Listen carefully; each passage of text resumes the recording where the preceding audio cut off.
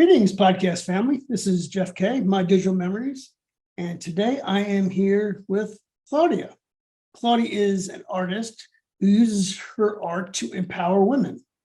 And with that being said, Claudia, I'd like to introduce you and please tell us how you got started. I believe you've been in business for what, about 3 years, 4 years?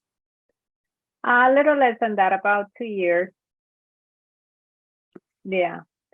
So going back to my last name is Marulanda. So my Good, full you name pronounced it because I would butcher it. So I'm glad you took care of it. So yeah, I'm Claudia Marulanda. I am an artist, and I like to say that through my art, I like to celebrate women, empower women, and I do it in two different ways. I do it through portrait painting and by facilitating workshops to provide women with healing experiences. So yeah, it's been about 2 years. I started painting over 10 years ago, and it all happened because I went through a very painful period in my life. And a lot of times when people go through pain, they find solace in art or something creative, and that's what I did. And I realized that I was feeling so much better, and I loved what I was doing, that it just felt like there was something special there. So I started developing my art. It became kind of like a hobby, and eventually I was like, let me just make this my life. So how do I make it my life? Make it my business. So that's what I've been doing. Well, Going through that journey. aren't we all? Yeah. So empowering women through art, how exactly does that work? So one of the things, so art, and when I say art, it could be any creative art. It doesn't have to be visual arts, but that's my expertise, visual art. So through art, we can have that safe space to feel better. And art is just a powerful tool that helps us in so many ways. That's why we have art therapy, because it's a way to help people heal from traumas. That's kind of like how it helped me. It's a way to express oneself. So for me, one of the things that it did for me is that it gave me that space to express what I could not put into words. I was very shy, quiet, and I didn't like to share, whatever was happening to me. So I always kept those emotions suppressed, and it wasn't really helping me. So through art, I was able to let some of that out. I was able to reflect on what I wanted to my life and start envisioning, what did I want for my future? And later on, I realized how it had helped me. So that's what led me to want to work with other women, help women. And let's say through a portrait. So one of the things is that I used to be a graphic designer. And anytime you want me, Jeff, I can share some pictures. Oh, the floor is yours. The screen is yours. Here, Oh, okay, cool. here, wait a minute. Let me do something here. No, that's not it. That's not it. Here we go. All yours. Share just a little bit to make it easier to understand. Okay, so I used to be a graphic designer. Here's a couple of pictures, if you can see this. I worked with Interior Design Magazine, Parents Magazine, Avon, some of the catalogs, Sotheby's, and TV Guide, and other magazines. So that's what I used to do. And then when I went through a really painful experience, that's when I kind of decided that I didn't want to continue my career. I just didn't have that fulfillment. I didn't know what I wanted to do. So that led to a lot of changes in my life and my career. And then I started creating art. So these are some of the paintings that I've done. And one of the things is that I add words into the hair. And I think that's also because I used to be a graphic designer. I love typography. So I think that's how it all became part of the hair. So if you look at the top right, the black and white, that was my first one that I started adding words of encouragement, because at that point I was very depressed. I was very sad. So what happened is that my son left home to join the Marines, and I went through a breakup during the same period of time. So I was really depressed, and then I just started adding like words, like the quotes that I would see, those inspirational quotes. So I started adding them into the hair, and it just became kind of like my thing. Even the blue one in the middle, it says, "See the change you want to see in the world." So it's not clear because it's like woven into the hair. It just becomes part of who she is. And then the bottom one on the right, it says, if I remember, "You're the creator of your own life experiences." So I was kind of expressing what I was learning at the time. I was learning that I can create what I desire in my life, that it was up to me, kind of like as a co-creator of my life, like I can choose in what direction I wanted to go. And so that's kind of like how my art started. And that's what I do. Let me just take this up for a second. Kind of reminds me of Where's Waldo? When you, if you kind of have if you're familiar with Where's Waldo, you got this little guy in this huge picture with a bunch of other people, and you got to find this one little guy amongst everything else. So I can actually see that being like an app or a book or some type of game. It's really neat. And so I'll tell you a little bit more.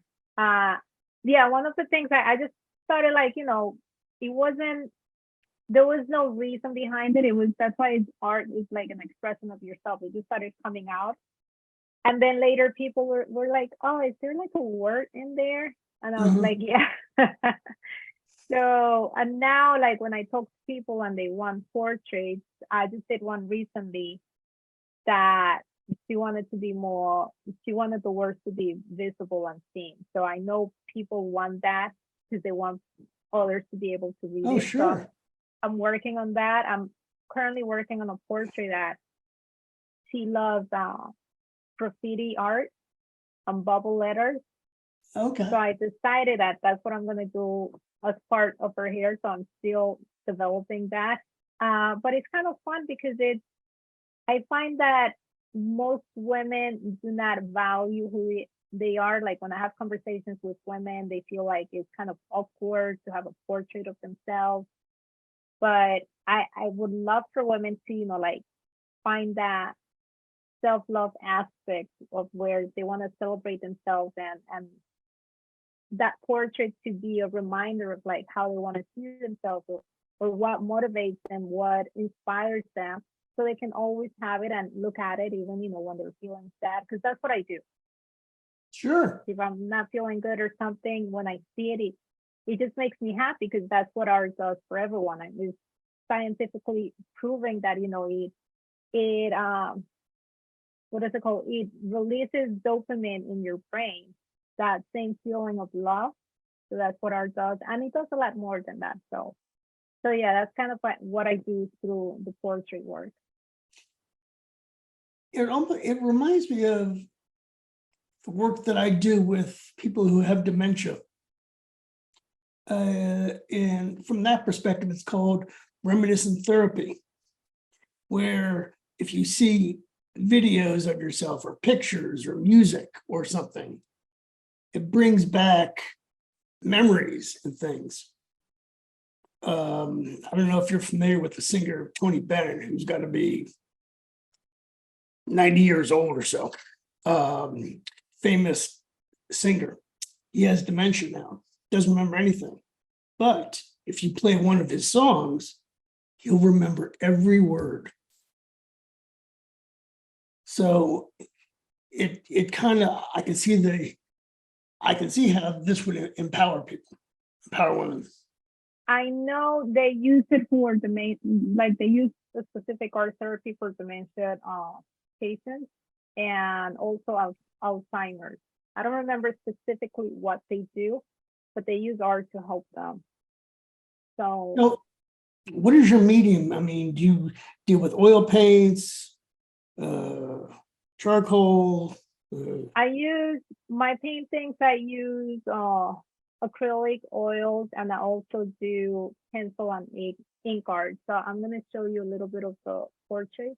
Let me share this again. This is a little bit of my work.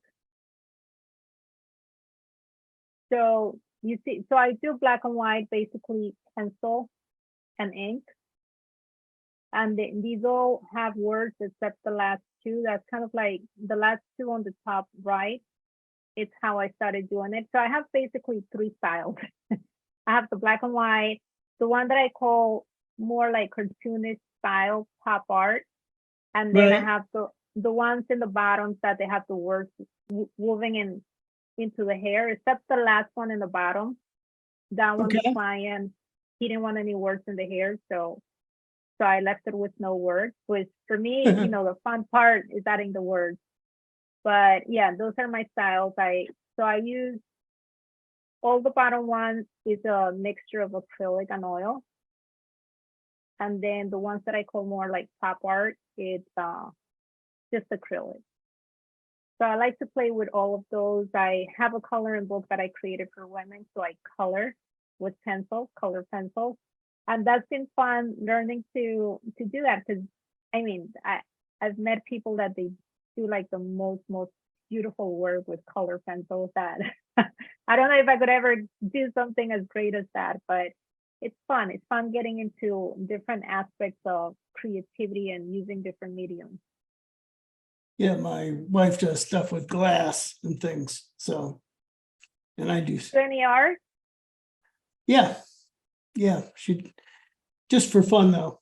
Then I do paper crafts. So I do things like that. Helps that reduces my stress since the corporate world just about killed me.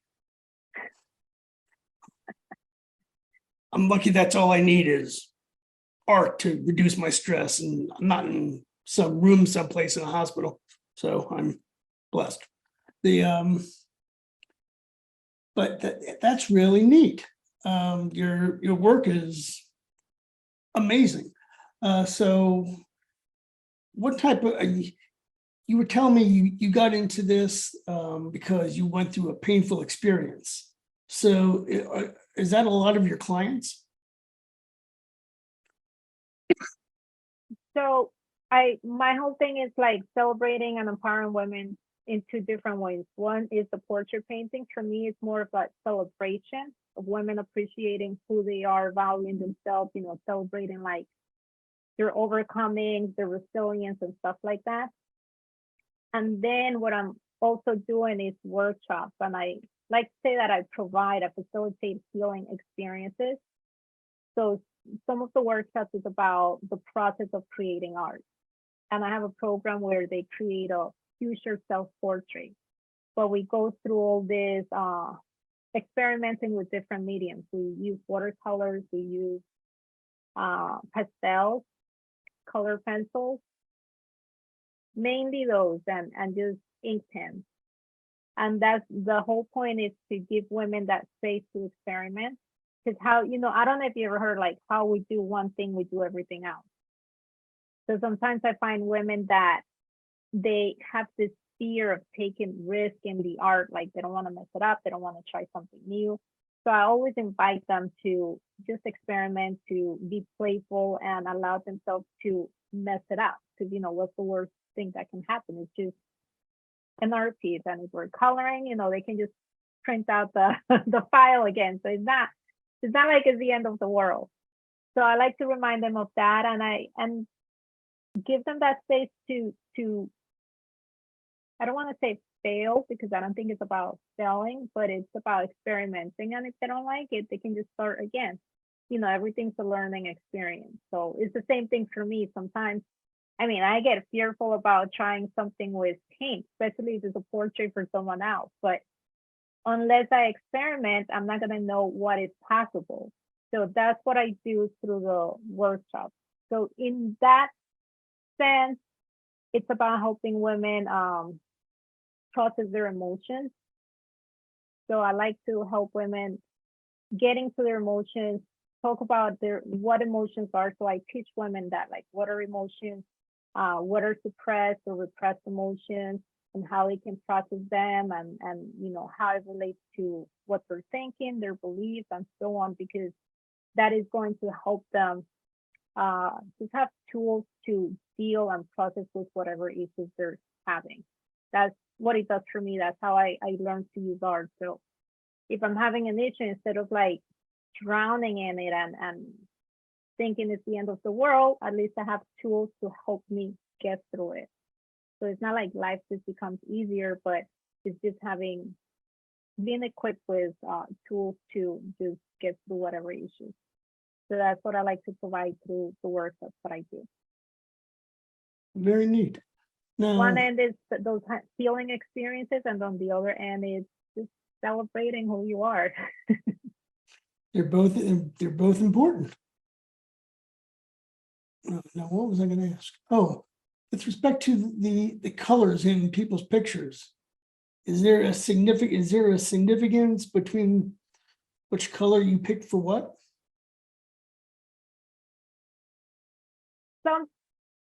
Sometimes, so when I do portraits for clients, I like to have a conversation like the one that I showed you before. There's one that is all black and white. The client just wanted it black and white. It's like, I want like a graphic piece. So that's what we did. In other instances, I asked them questions about themselves to get a sense of who they are, because colors they relate to emotions and they relate to who we are. So Sure. there's one that the colors were softer. A husband got it for the wife. So he was telling me about her, how gentle she is and things like that. So I went with soft colors. And I always ask the client, how do you see her? Do you see her like in bold, bright colors, or do you see her in like pastel, light colors? So I like to get that so I can hone in on what is going to best represent that woman or portray kind of like the essence of that person. So it plays in the workshops that I do, we color according to emotions. So we talk about emotions, and depending on the emotions they're feeling, like capturing that emotion and then translating it into color. Because like when we're feeling happy, the color that is associated with feeling happy is usually yellow. Or like orange. Orange is associated with creativity. Or love is usually associated with pink. So it plays a part like in the portraits, but not necessarily fully into it. It's just more of like how they want to see themselves and what colors they feel best represent them. It's almost like light therapy of some kind. Asked me if I'm a coach. I was like, maybe I should just become an art-based coach. Why not? I know. Why not? I mean, I love helping women. I'm kind of like an unofficial therapist. For me, it's like providing, I call them expressive workshops, because it's about allowing women to express themselves. But yeah, I love it. I just want women to appreciate themselves more, and I want to be able to help them with that. How long does it normally take for someone to go from one end of the spectrum to the other, approximately? I know it varies, depends on the person, but on average. And like the workshop, Yeah. a lot. It depends on the person that we're. So sometimes, we have people that they really want to change. They're willing to put in the work. So I have sometimes women that they do the work, they do every exercise, because we do different exercises. Then we work on the final project, which is basically a mixed media project where they create this conceptual future for portrait. So when people have done the work, they find that they're having breakthroughs and they get excited about whatever they're learning. But sometimes there are other people that they have suffered much more pain, much more trauma, and they're too stuck to their pain. And sometimes they just find too many excuses of why they couldn't finish this or why, you know, they didn't get it done and so on. And usually when people don't do, like anything else in life, you know, if you don't do the work, if you don't apply it, you're not gonna see the benefit of it. Oh, kind of like the dog ate my homework. Yeah. So yeah, and for me, ideally, I want everyone to do the work, but I can't force people because it's No. everyone has to have that desire that they have to put in that work to get the results. And like everything else, is an ongoing journey of doing the work. Just like me, I'm always doing the work on myself and you know, like reading books or finding those podcasts that are going to help me improve in whatever area that I want to improve in.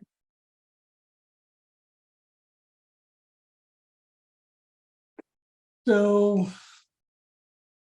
you've been in business a couple of years. Where do you see this going? You said it was a journey. So this is the It's quite beginning a of the journey. journey. What's the next stop on the journey? Now, one of the things is that I want to continue. It's really, it's a challenge to do the portrait and develop content for the workshops that I do, because they both take a lot of time. And when I develop content for workshops, I like to try it out on my own, see what it's like, what it feels like, so I can actually explain it and let people know, you know, this is how we do it and this is what I'm hoping you get out of it.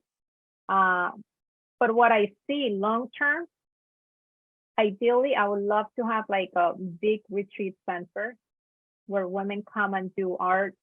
I'm big into meditation as well, so I want to see how I combine that. Just create very specific art projects where women really go deep within themselves and really get into the emotions and release what they need to release. So I see that. I see like a big retreat center, have an amazing art studio there so we can create different things.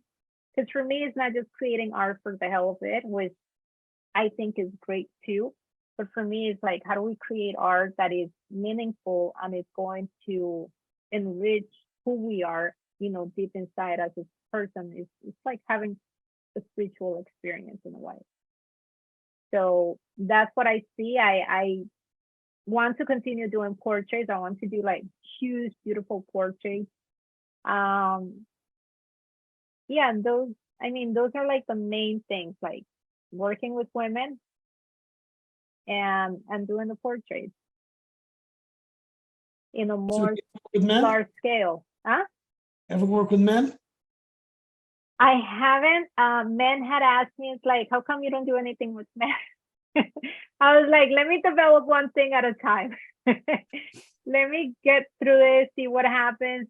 The portraits are, you know, mainly dedicated to women, but I have a man now that he's like, I want a portrait of me. And it's funny because he's bald too. So he That's going to be plays interesting with the hair. I can't wait to yeah, see the words in that. well, he plays the saxophone, so he says he wants it with that. So you know, I gotta get creative around it. It's not so I'm thinking like if he wants, we're supposed to have a conversation this week, you know, like words can be coming out of the saxophone or something. That it would be fun, like getting creative around that. I think that's why I like the portraits, because it's kind of like a challenge. Like after I have the interview with the person of what they envision, what they would like to see, or how they see themselves, it's like, how do I bring that to life? So I'm excited about having a man. That's fun. And yeah, so I'm not locked to women. I mean, my whole intention is always to help women love themselves and appreciate themselves, because that's what art has allowed me to do. But I welcome men. I don't have an issue with that.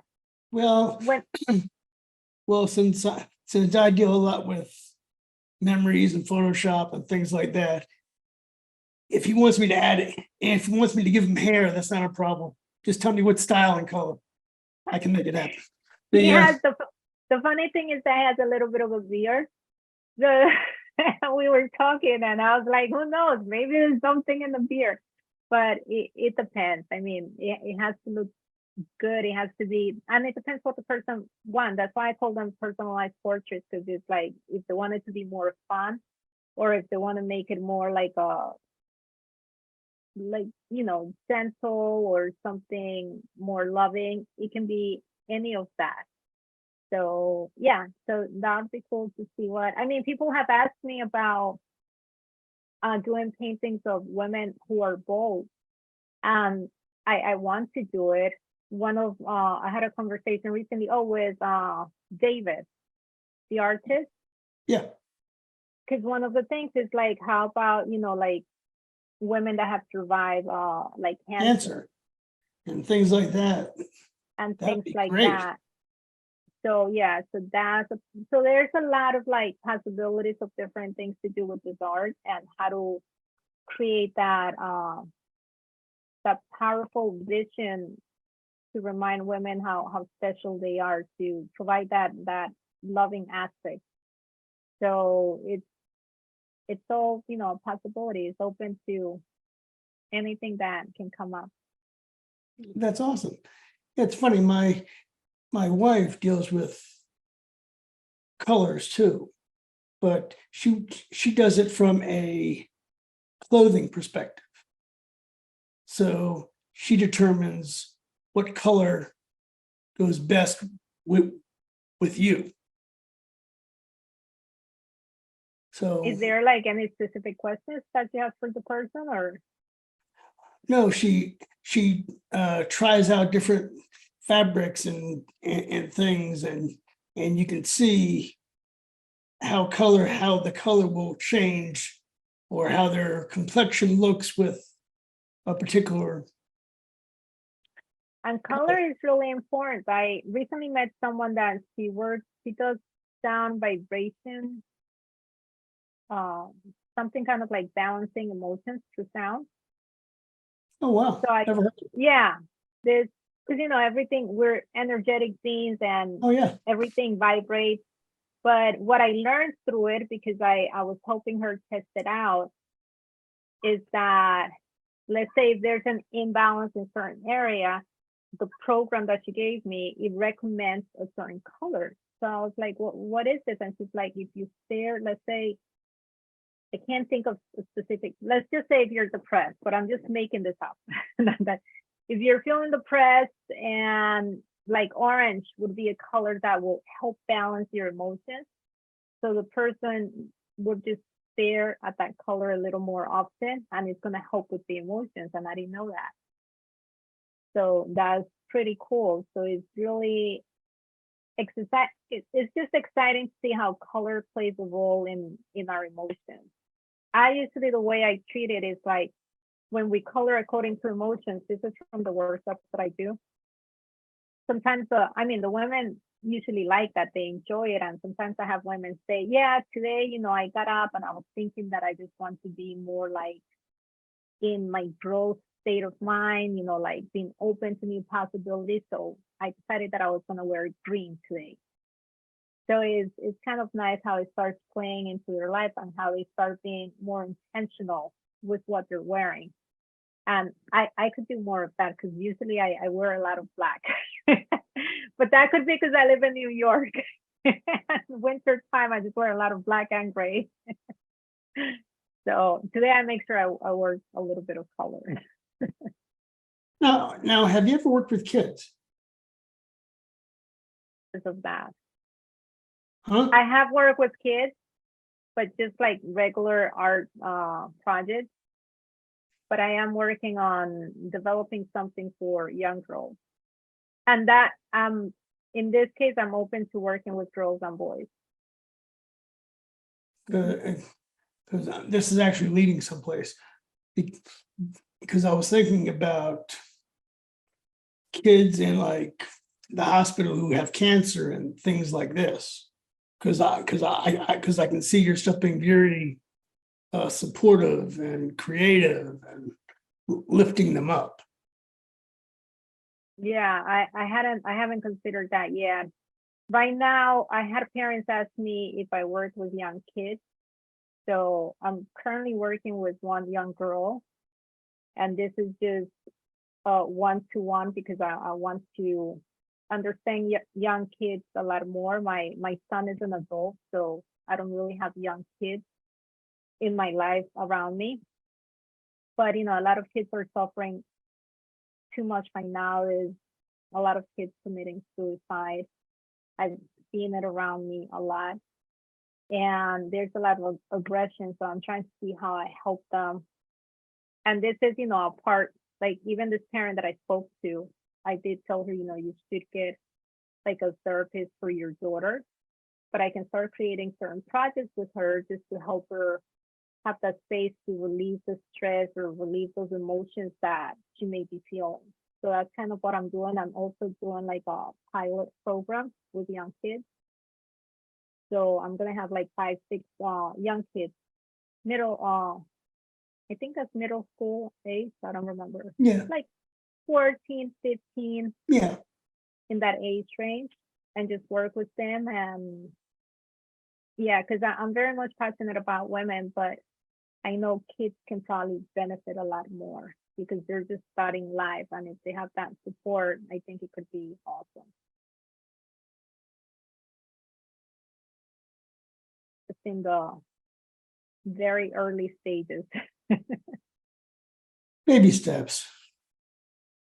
She said. So yeah, I'm happy that I'm doing it now. I mean, I'm happy that I'm working with one person, and I'm hoping in 2, 3 weeks, I'm going to be starting with a group of other kids because I already have people that want their young kids to be there. And this is just going to be something that they got to want to be there.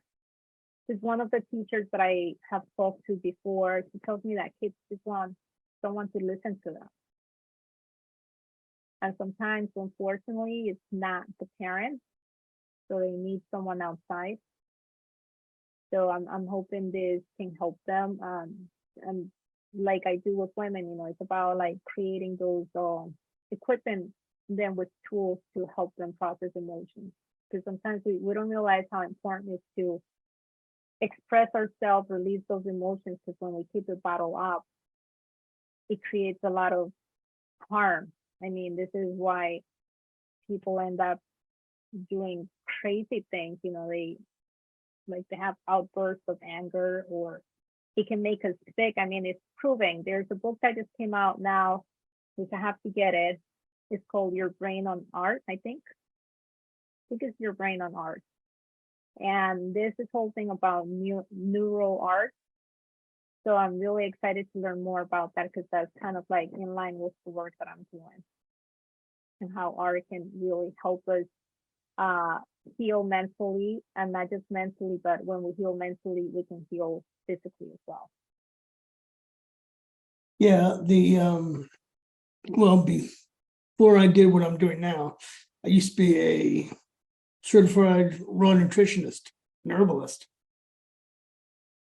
And when I was helping people, modern doctors, if they look at one part at a time, when in actuality, you have to look at you have to take everything from a holistic perspective, very much what you're talking about.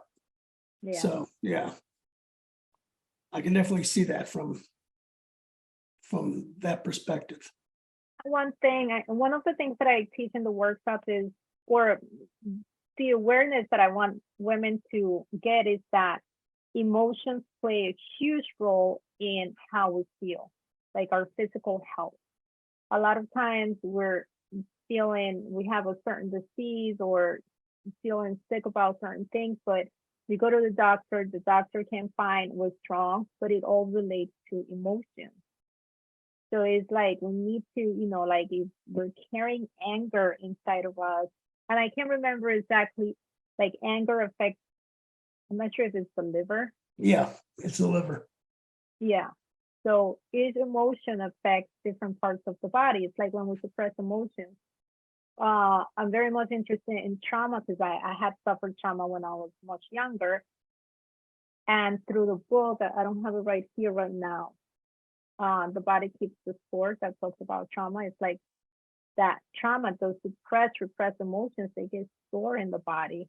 And that's how, inflammation happens. And that's how we end up getting sick. But of course, there's other things that play into that is how we eat and how we talk to ourselves. There's a lot of things to it, but it's really important to look at how we're feeling and what are our thoughts, like how are we releasing those emotions, expressing those emotions. This is so true, because what was I going to say? Because I know, like the expression "sing red." Common phrase. Everybody knows what it means. So obviously, if you have anger issues, I can't imagine you're going to use red in any of your paintings. So, but I can see you maybe using blues or purples or things like that to kind of help them. If that's where I think you're going with all this. When I was depressed, let's just call it depressed, I created this one, the blue one. And I realized that I used a lot of blue. And blue usually is a very calming color. It brings serenity. And I don't remember all the details that I learned about blue, but I realized that blue played a huge part of this. So I didn't realize that as I was expressing myself through art, and I just happened to use this one color, blue.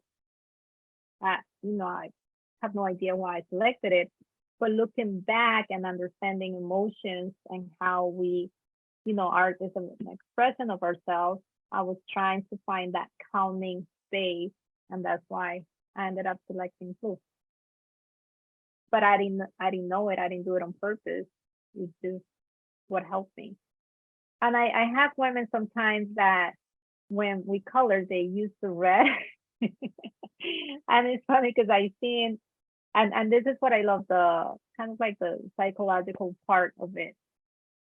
Sometimes they just color with such intensity and they use that red. And I was like, is that like aggression that they're letting out, or why is this happening? So it just fascinates me to understand why people do the things they do. Even like the women that they love to just color perfectly, they can't make a mistake. They take like all the time in the world to make everything perfect. And then you have the ones that they don't care if the color outside the lines, and they're happy and they're excited that they finished, and it doesn't look perfect, but they love it. And I actually love that.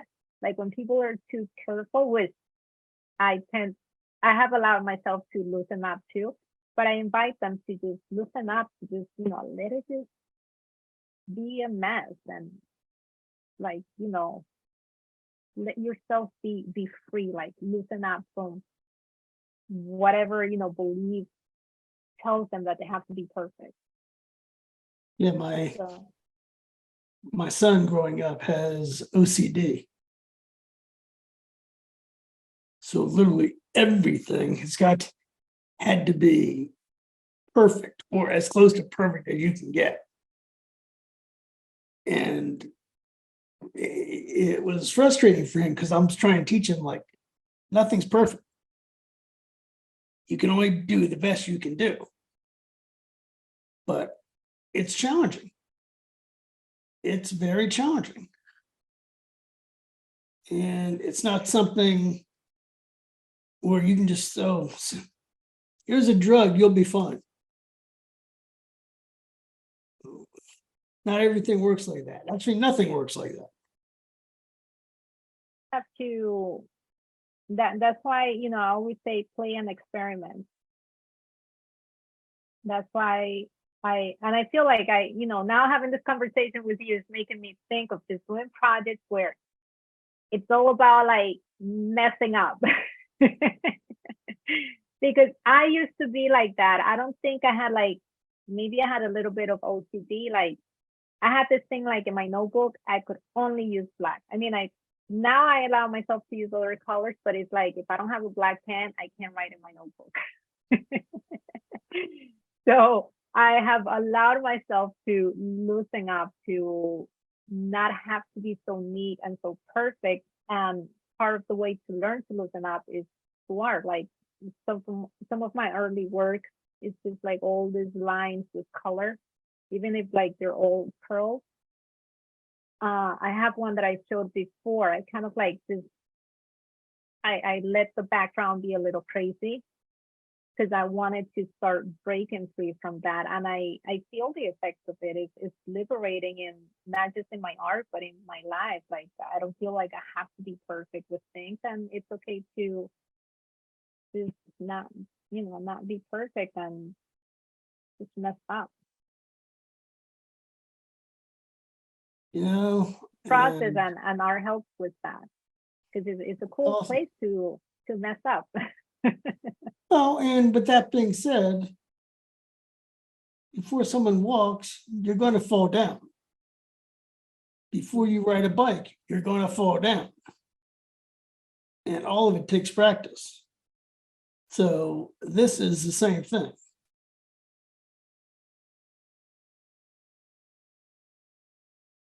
Is think of that quote, how you do one thing, you do everything else. I will agree with that quote like 90% of the time because sometimes we might do things differently, but most of the times we do. Well, and you know what comes to mind? And I said this on another podcast. I don't remember which one or who the guest was. But if you take like Michael Jordan, the basketball player, people see him on the court, or they used to see him on the court, and it was awesome. But what they didn't see was all the work and effort and training in the background. You only saw the final result.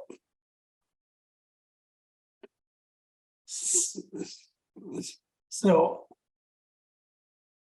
it's all a matter of, as you mentioned, your workshops, I'm sure they take you a step at a time. And yes, you will have to do the work. And it all depends upon how motivated you are. And not everything's going to is going to come out perfect. And just No, like that, I got to keep doing the workshops and make them more interesting, come up with new content that is going to elevate women even more. And yeah, everything's a process, and it's being willing to suck and just be bad at it until you get better at it. I mean, I have people that tell me, oh, well, I'm not an artist because I do painting also assisted living facilities. And that's a little different because it's a little more free, but it's interesting. Sometimes I have women, it's like, I'm not an artist, and they do like the most cool thing. And I was like, I really love this. And they're like, oh, it looks terrible. It's like, I don't want it. I was like, but they're not willing to see the beauty in the imperfection. And I think that's the cool thing about art. It's not about being perfect.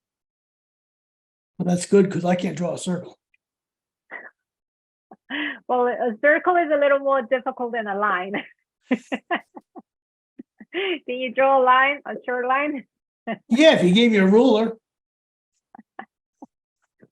And and even that, one of the things that I was teaching when I was working with kids, I have my pencil here, is how to draw a line, how to use a pencil.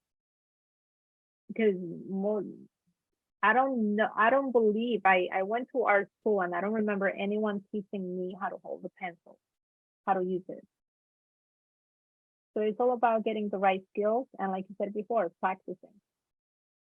And then you get good at it. Oh, maybe that's You why know, I have whoever wants- handwriting on it. That's probably why I have handwriting like a doctor. Nobody can read it. As I get older, it's getting worse. Well, yeah, I can see that. I get lazy with my handwriting nowadays.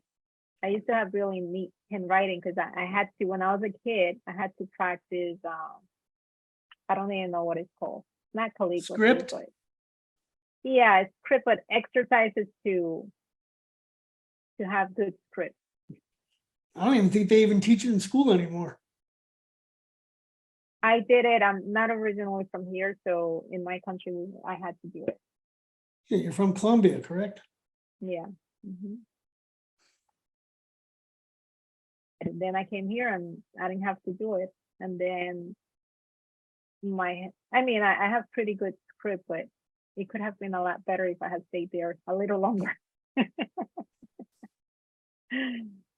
Yeah. So do you see your workshops having, because I see right now, I mean, you've got tablets, you've got pen tablets where you can color on them. Are things moving in that direction? Did you see your classes potentially moving in that direction? Oh, tablets? I'm sorry? Digital? Yeah. Not me, no. No, because for me the whole experience of this. So it is doing work on tablets or digital is good too, but it's not the same experience as when you allow yourself to use your hands freely and just move anywhere. The tablet is a very contained space. Gotcha. So you don't get the same type of space and room to express yourself. I used to be a graphic designer and I love what I did, but I wasn't fulfilled. And one of the things that I needed, this is kind of also what led me into creating art, is that I wanted to use my hands more. So I realized that for me, that was the way of expressing myself. My expression wasn't through talking and saying what I was feeling. It was more like using my hands and allowing myself to just let out whatever was coming out through my hands with art. Because like I said, it could be visual art. Some people do sculptures. Some people love writing. So there's a connection, and I don't remember exactly now, but just the brain and how we allow things to come out through our hands, using our body. So I don't think tablets provides the same results. So do people have to come to your classes or given COVID, is it possible to do this virtually? So I started doing it during COVID, so I do it virtually, and sometimes locally I go to specific places to do it in person. But the workshops that I do them mostly online. Mhm. So everyone has their own supplies. Usually I do the coloring. So a lot of women have color pencils. I send them a digital file, so that's kind of like easy. When I run the program, I give them all the supplies. I give them everything that they need to create, for the exercises, for the final project. So that way I know everyone has what they need, because, we use different medium supplies. So I like to give them all of that so they have it all ready.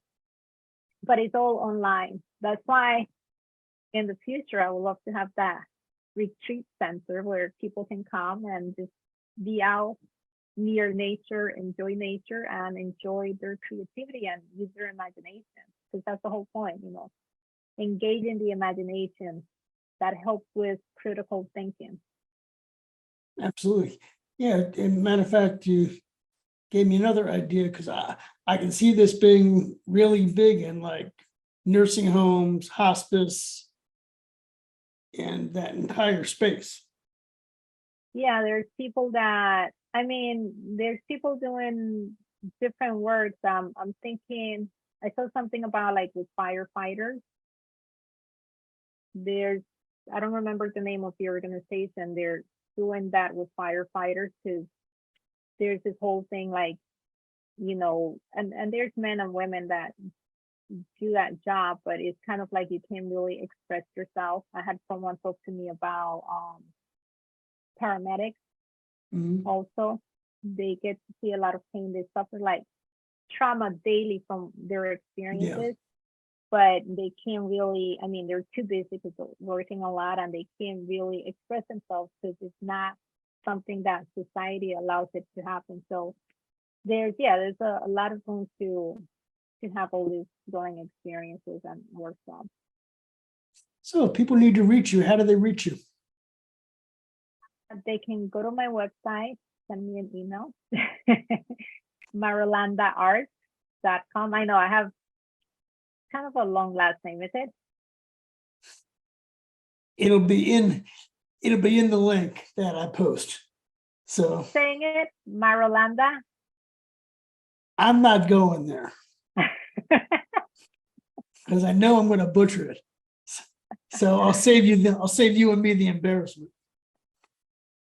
marulandaart.com. Yeah, you can add it, and that's the easiest way right now. I'm currently updating the website a little more. I'm going to create a separate one for the workshops, but I have some information there. And I'm going to start adding the personalized portraits as well.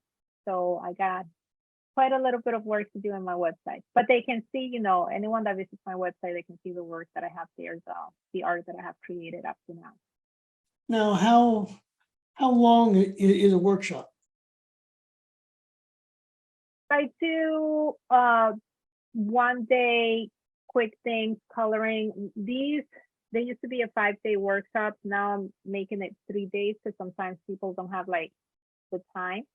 So 3 days because it's about teaching about emotions. We use prompts for them to like really think. So I give them the prompts so at least overnight they can just spend the time thinking, reflecting on their feelings, and then coloring. So I do 3 days, and the program that I have is a 7-week program. Because that one it's a little more going a little more deeper into understanding emotions and how they want to see themselves in the future. Like what do they want to create for themselves? Because it's all a personal project.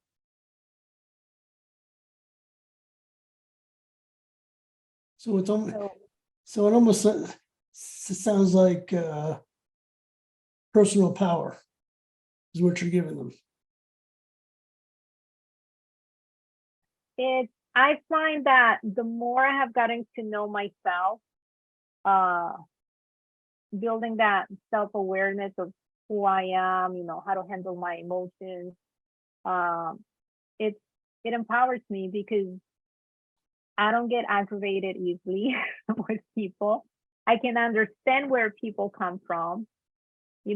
Sometimes people are just too angry and they want to like put that anger, like, whatever anger or pain they have, they just want to project it onto you. And so I don't get aggravated because of that. So it helps in a lot of ways. It is empowering, and I can deal with my issues a lot better. So mentally is just liberating. I guess I'm a work in progress.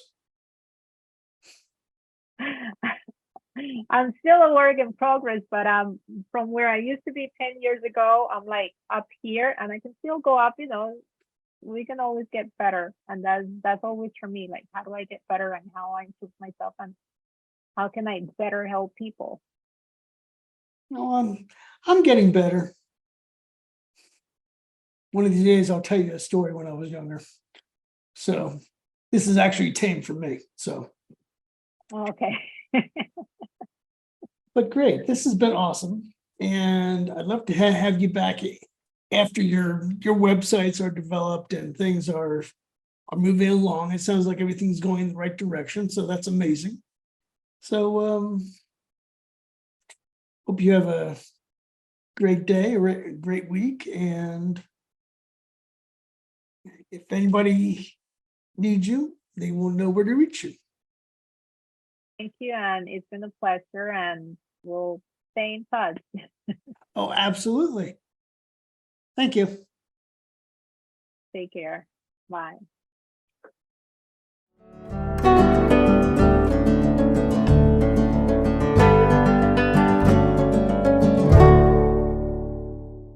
I'm Jeff K., founder of My Digital Memories.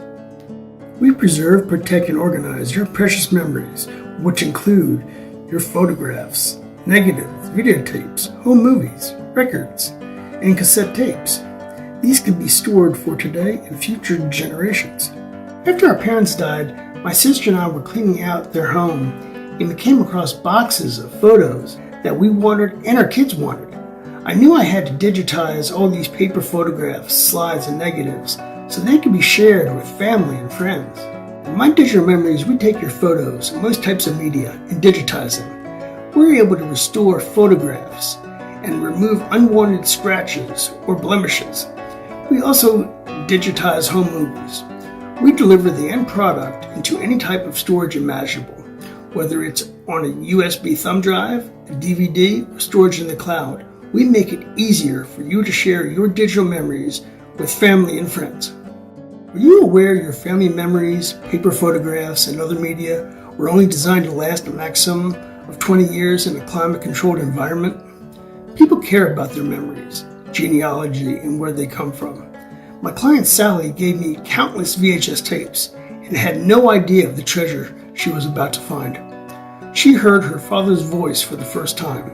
Her father died in Vietnam and she never met him. She broke down in tears and was extremely grateful.